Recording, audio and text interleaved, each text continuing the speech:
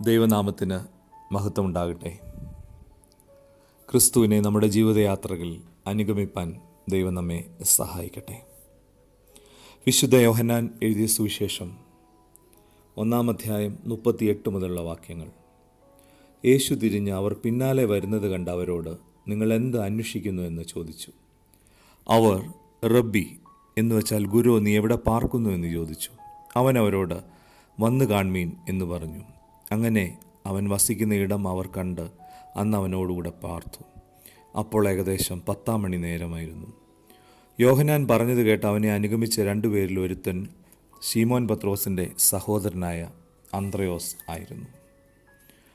യേശുക്രിസ്തുവിൻ്റെ സ്ലീഹന്മാരിൽ വളരെ ശ്രദ്ധയും ആദരവും അർഹിക്കുന്ന അപ്പോസ്തലനാണ് അന്ത്രയോസ്.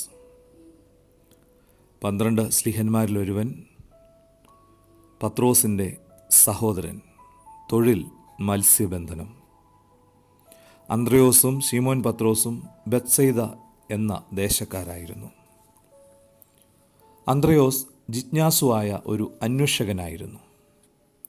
സെബദിപുത്രനായ യോഹന്നാനും അന്ത്രയോസും യോഹന്നാൻ സ്നാപകൻ്റെ ശിഷ്യന്മാരായിരുന്നു. യേശുവിനെ കാണുമ്പോൾ യോഹന്നാൻ പറയുന്നു, ഇതാ ലോകത്തിൻ്റെ പാപത്തെ ചുമക്കുന്ന ദൈവത്തിൻ്റെ കുഞ്ഞാട്. അപ്പോൾ ഇത് കേൾക്കുമ്പോൾ അവർ യേശുവിനെ അനുഗമിക്കുകയാണ്. യേശു തിരിഞ്ഞ് അവരോട് ചോദിക്കുന്നു, നിങ്ങളെന്ത് അന്വേഷിക്കുന്നു? അപ്പോൾ അവരുടെ മറുപടി, അന്ത്രയോസിൻ്റെ മറുപടി വളരെ ശ്രദ്ധേയമാണ്. ഗുരു, നീ എവിടെ പാർക്കുന്നു?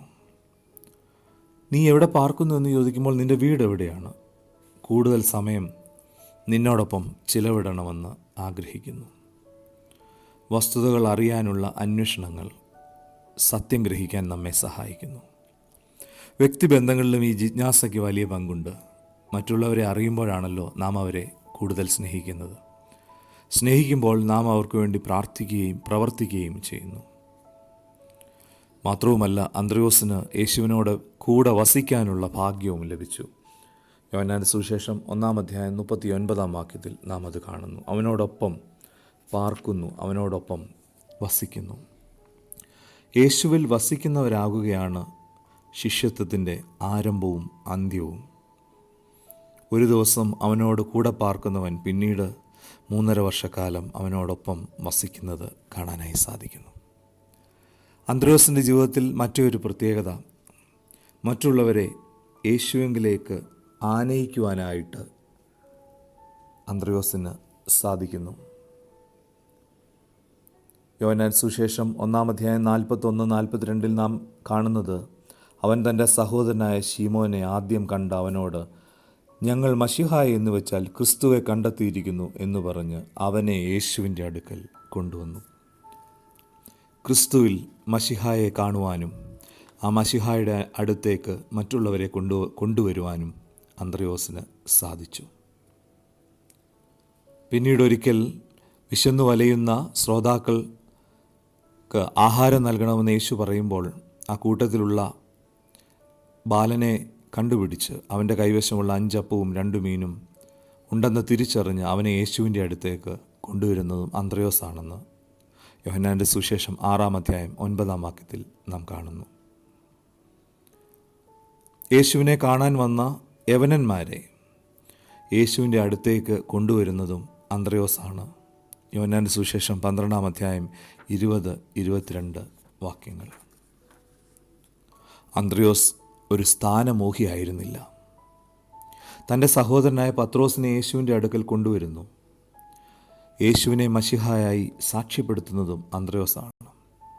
എന്നാൽ പിന്നീട് സ്ലീഹന്മാരിൽ പത്രോസ് പ്രമുഖനായി മാറുന്നു. യോഹന്നാൻ ഏറ്റവും അകവൃത്തത്തിലേക്ക് അടുക്കുന്നു. എന്നാൽ വിനയത്തോടുകൂടി അന്ത്രയോസ് ഒരു നിഴലായി കൂടെ നടക്കുന്നു. യാതൊരു പിറുപിറുപ്പുമില്ല. തനിക്ക് 2-ാം സ്ഥാനം മതി. യാതൊരു സ്ഥാനമോഹവുമില്ലാത്ത അന്ത്രയോസ് ഈ ദിനങ്ങളിൽ നമ്മുടെ ചിന്തകളെ ദീപ്തമാക്കട്ടെ. പരമോന്നതനേശു ഇതാ അരികിൽ വരുവാൻ ഉര ചെയ്തിടുന്നു.